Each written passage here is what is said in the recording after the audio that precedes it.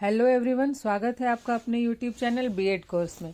मैं डॉक्टर नीलिमा आज इस वीडियो में चर्चा करूंगी ऑटिज्म की। अगर आप बीएड के सिलेबस को हिंदी में समझना चाहते हैं या उससे संबंधित नोट्स चाहते हैं तो डिस्क्रिप्शन बॉक्स में लिंक दिया हुआ है, आप जाकर वहां देख सकते हैं। और अगर आप मेरे चैनल पर नए हैं तो इसे सब्सक्राइब करके बेल आइकन दबा सकते हैं, जिससे मेरे आने वाले वीडियो के नोटिफिकेशंस आपको मिल सके। तो आइए शुरुआत करते हैं। ऑटिज्म स्वलीनता या स्वपरायणता। तो बालकों की बौद्धिक क्षमता ही उनके विकास के दर का पूर्ण निर्धारण करती है। बुद्धि तथा मानसिक विकास ही किसी बालक के पूर्ण विकास का प्रारूप होता है। स्वलीनता मस्तिष्क के विकास के समय होने वाला विकार है।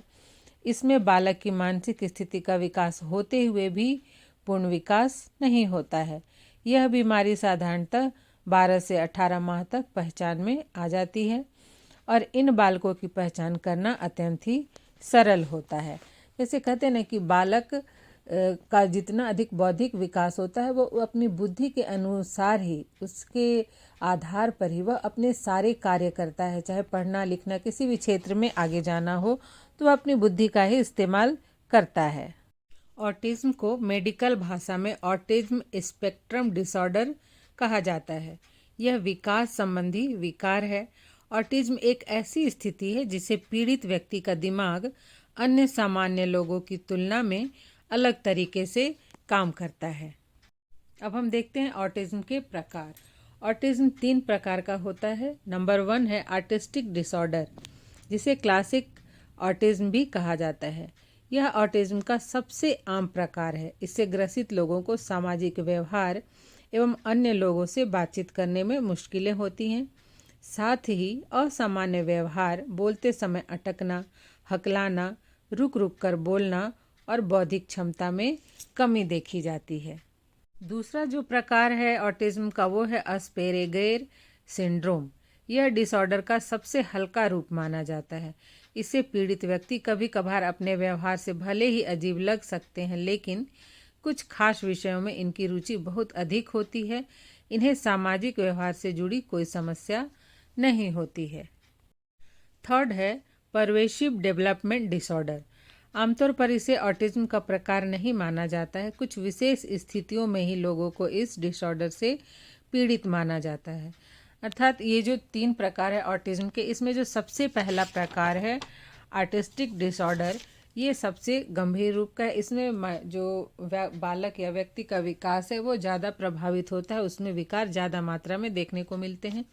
उससे कम विकार है सेकेंड में अस्पेरेगर सिंड्रोम में भी उसके जो ऑटिज्म होता है, इसमें व्यक्ति में जो विकार हैं वो बहुत थोड़ी मात्रा में होती है। और जो थर्ड है परवेसिव डेवलपमेंट डिसऑर्डर, इसमें उस ऑटिज्म की या जो उसके मानसिक विकार की मात्रा है ये बहुत ही कम होती है और कुछ विशेष परिस्थितियों में ही व्यक्ति को परेशानियां होती हैं।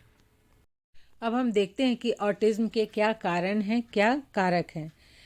तो ऑटिज्म क्यों होता है? अभी तक इसके सही कारणों का तो पता नहीं चल सका है, परंतु इस पर जो भी शोध हुए हैं, अध्ययन हुए हैं, उसके आधार पर यह क्या कहा गया है कि यह डिसऑर्डर आनुवंशिक एवं पर्यावरण संबंधी कारणों से होता है, जो कि गर्भस्थ शिशु के दिमाग के विकास को प्रभावित करता है। जैसे गर्भावस्था में वायरल इन्फेक्शन या हवा में फैले प्रदूषण कणों के संपर्क में आना, दिमाग के विकास को नियंत्रित करने वाले जीन में कोई गड़बड़ी होना, सेल्स और दिमाग के बीच संपर्क बनाने वाले जीन में गड़बड़ी होना और आनुवंशिकता के कारण भी इस तरह के विकार बालक में उत्पन्न हो जाते हैं।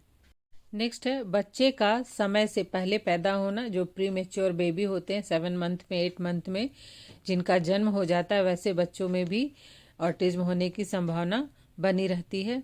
नेक्स्ट है जन्म के समय कम वजन का होना। फिर नेक्स्ट है गर्भावस्था में खाई गई कुछ दवाओं का बुरा प्रभाव। और फिर नेक्स्ट है माता पिता का उम्र दराज होना। और लास्ट है जेनेटिक क्रोमोसोमल कंडीशन जैसे ट्यूबरस स्क्लेरोसिस या फ्रेजाइल एक्स सिंड्रोम। तो इन सब कारणों से ऑटिज्म होने की संभावना रहती है। अब हम देखते हैं ऑटिज्म के लक्षण, पहचान एवं विशेषताएं। हम कैसे पहचानेंगे कि कोई भी बालक ऑटिज्म से पीड़ित है, उसे ऑटिज्म की समस्या है। ऑटिज्म से पीड़ित लोगों में जो लक्षण होते हैं वे एक समान नहीं होते हैं, अर्थात ऑटिज्म के अलग अलग मरीजों में अलग अलग लक्षण पाए जाते हैं। इस बीमारी का कोई कंप्लीट इलाज भी उपलब्ध नहीं है। इस बीमारी से ग्रसित लोगों में जो सामान्य लक्षण पाए जाते हैं वो इस प्रकार हैं। जैसे अभी हमने पढ़ा कि ऑटिज्म 3 प्रकार के होते हैं, तो उसमें से किस प्रकार का ऑटिज्म है उसी के अनुसार व्यक्ति में लक्षण भी या बालक में लक्षण भी दृष्टिगोचर होंगे। तो जो सामान्य लक्षण है वो इस प्रकार है। ऑटिज्म से पीड़ित बालक सामान्य बालकों की तुलना में कम बोलते हैं तथा सवालों के जवाब भी कम ही देते हैं वो। नेक्स्ट है नंबर 2, ऑटिज्म से पीड़ित बालक को बातचीत करने में, पढ़ने लिखने में और समाज में मेलजोल बनाने में परेशानियां आती हैं। थर्ड है, इनको अपने आसपास के वातावरण के साथ सामंजस्य स्थापित करने में कठिनाई का सामना करना पड़ता है। फोर्थ है, इनके आसपास के वातावरण में होने वाले परिवर्तनों का कभी कभी इन पर कोई प्रभाव नहीं पड़ता, क्योंकि ये स्वलीन खुद में ही मगन रहते हैं। नेक्स्ट है फिफ्थ, कभी कभी बड़ी बड़ी घटनाओं के होने पर भी ये निष्क्रिय रहते हैं, इन पर कोई भी प्रभाव नहीं पड़ता है। नेक्स्ट है नंबर 6, किसी भी एक वस्तु को एकटक निहारने की इनकी प्रवृत्ति होती है। नेक्स्ट है 7th, अंकों की गिनती करने में भी ये असमर्थ होते हैं, अंकों की गिनती नहीं कर पाते। 8 है, वाक्यों एवं बोले गए तथ्यों को बार बार दोहराते हैं, आंखों में आंखें मिलाकर नहीं देखते हैं। इनकी एक पहचान होती है कि ये कोई भी बात बार बार बोलते हैं, उसको बार बार दोहराते हैं। नेक्स्ट है नंबर 9, किसी भी बात को समझने में ये असमर्थ होते हैं। नेक्स्ट है, इनकी शैक्षिक उपलब्धि निम्न होती है। नेक्स्ट है 11th, अत्यधिक रोशनी या चमक के प्रति ये संवेदनशील होते हैं। और लास्ट है, कभी कभी ये बालक चेतना शून्य भी हो जाते हैं। तो ये थे इनके कुछ लक्षण जिनके आधार पर हम इनकी पहचान कर सकते हैं कि ये बच्चा या व्यक्ति ऑटिज्म से पीड़ित है। अब हम देखते हैं कि जो बच्चे ऑटिज्म से पीड़ित है या व्यक्ति, उनका उपचार क्या है, उनके लिए ट्रीटमेंट क्या है।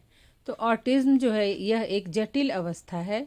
यदि अभिभावक को संदेह हो कि उनके बच्चे को ऑटिज्म है तो उसके लक्षणों के आधार पर तुरंत ही उन्हें डॉक्टर या मनोरोग विशेषज्ञ से संपर्क करना चाहिए। इसमें बिल्कुल भी देरी नहीं करनी चाहिए।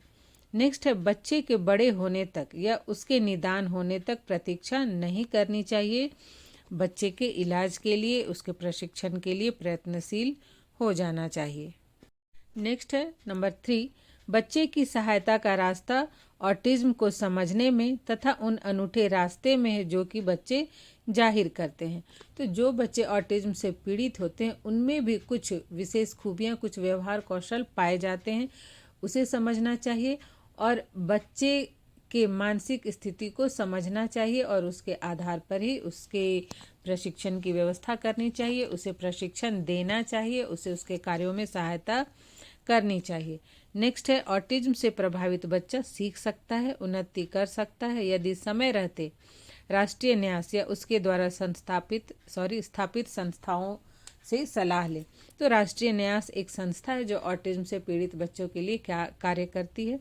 इसके अतिरिक्त और भी कई संस्थाएं हैं जो इस तरह के बच्चों के लिए कार्य करती है। तो बच्चे को सिखाने के लिए इस तरह की संस्थाओं से संपर्क करना चाहिए।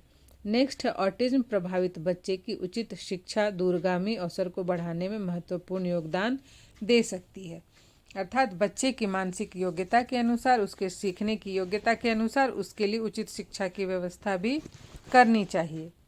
ऐसे तो कहा जाता है कि वर्तमान में इसका कोई संपूर्ण इलाज नहीं है, किंतु इस बीमारी से पीड़ित लोग नौकरी करने, परिवार एवं दोस्तों के साथ मेल मिलाप करने में सक्षम होते हैं, किंतु कई बार उन्हें इसके लिए दूसरों की मदद भी लेनी पड़ती है। जहां आर्टिस्टिक लोगों को पढ़ने लिखने में परेशानी होती है, वहीं कुछ लोग पढ़ने लिखने में तेज भी होते हैं। तो जो इसके ऑटिज्म के 3 प्रकार हैं, उसमें से दूसरे प्रकार में व्यक्ति में बहुत ज़्यादा डिसऑर्डर नहीं होता, और जो थर्ड है परवेसिव डेवलपमेंट डिसऑर्डर, इसमें बहुत थोड़े लक्षण पाए जाते हैं ऑटिज्म के। तो ऐसे व्यक्ति सामान्य व्यक्ति की तरह ही कार्य करते हैं, किंतु कुछ विशेष स्थितियों में ही इनमें ऑटिज्म से पीड़ित व्यक्तियों के लक्षण दिखाई देते हैं। ऐसा कहा गया है कि ऑटिज्म एक आजीवन रहने वाली अवस्था है। इसे पूरी तरह तो ठीक नहीं किया जा सकता है, परंतु सही प्रशिक्षण एवं परामर्श के द्वारा रोगी को बहुत कुछ सिखाया जा सकता है। परिवार, शिक्षकों एवं दोस्तों के सहयोग से ये लोग नए कौशल सीखने में भी सक्षम होते हैं। ऑटिज्म से जो ग्रसित बालक होते हैं उनमें 70% बालक मानसिक रूप से मंद होते हैं, परंतु अध्ययन में यह देखा गया है कि प्रशिक्षण द्वारा इन्हें सामाजिक व्यवहार और नए कौशल सीखने में मदद मिलती है, जिससे वे अपना जीवन बेहतर तरीके से जी पाते हैं। कभी कभी इन बच्चों में कुछ ऐसी योग्यताएं भी पाई जाती हैं जो सामान्य व्यक्तियों की समझ एवं पहुंच से दूर होती हैं। तो ये था ऑटिज्म और उससे संबंधित जानकारियाँ। आशा करती हूँ आपके लिए हेल्पफुल होगा। आज यहीं तक, मिलते हैं नेक्स्ट वीडियो में।